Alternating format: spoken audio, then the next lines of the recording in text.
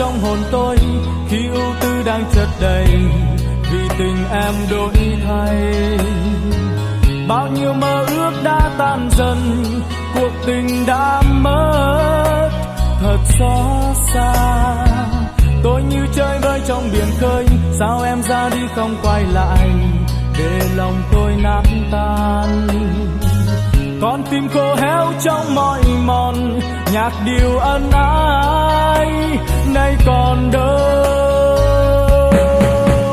Thật đớn đau trái ngang lòng tôi mang, tung cối đá tôi chết giữa ngàn cơn.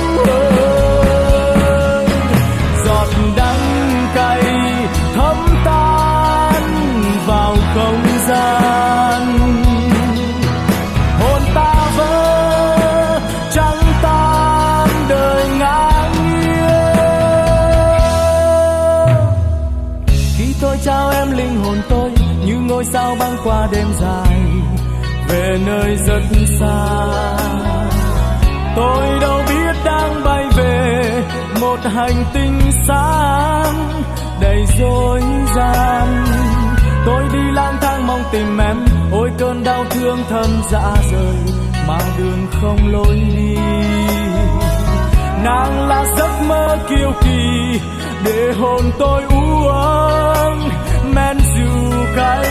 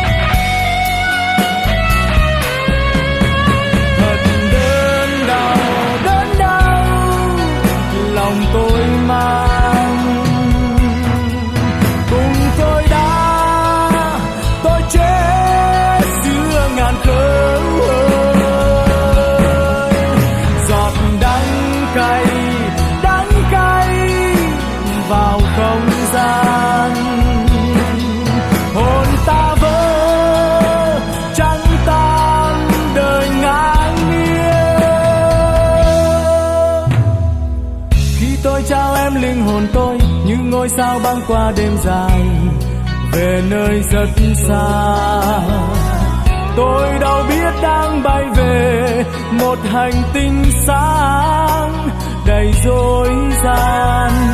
Tôi đi lang thang mong tìm em, ôi cơn đau thương thân dạ rời mà đường không lối đi.